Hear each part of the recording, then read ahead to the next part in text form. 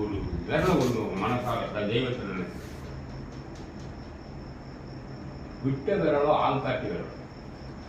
எதிராளி இவன் தான், எதிராளி அவன் தான், பகையாளி அவன் தான், உடையாளி அவன் தான், சொந்த பந்த இவன் தான் காட்டுற விரல இந்த விரல் தான். இந்த விரலை வச்சு இவன் காட்ட முடியுமா? அதனால உங்களுக்கு பகையே மனிதன் தான், மனித குற்றமாக தான் தெரியும். சுட்டு காட்டுற விரல் நீட்டிருக்கீங்க, மனித குற்றமாக தான் தெரியும். இப்போ இதை கட்டி மறைக்கணும்னா உங்களுக்கு சின்ன செலவு தான் ஆகும். சரிங்க.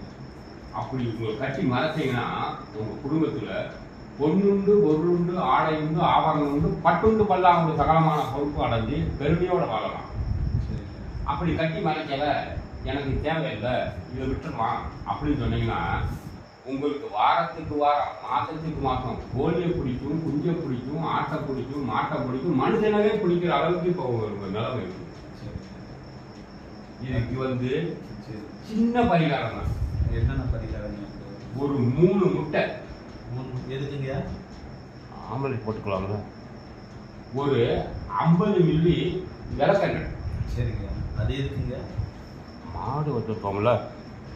ஒரு 100 மில்லி நல்லெண்ணெய். அது எதுக்குங்க? இட்லி தொட்டுக்கலாம்ல. இப்போ இந்த 3 பொருளை கொடுத்தீங்கன்னா சுடுகாட்டில் வச்சு 2 நாள், வெள்ளி செவ்வாய் 2 நாள் உங்களுக்கு நான் தயார் பண்ணி உங்களுக்கு எல்லாமே கட்டி முடிச்சிருக்கேன். கடைசியாக இந்த சோம்பி எடுத்து நீங்கள் குளிக்க போடணும். நான் ஒரு தெய்வத்தை நினைச்சு போடணும். போடணும்.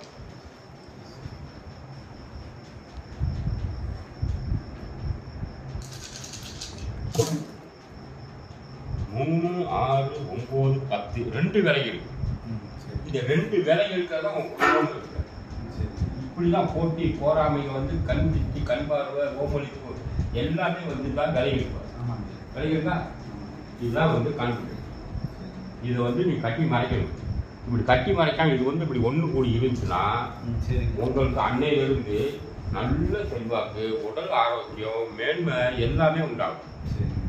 தெய்வமே உங்களுக்கு அருள் கொடுக்கும். உங்களுக்கு இன்னைக்கு இங்கே வந்தது ஒரு தெய்வ வாக்கா வந்திருக்கீங்க.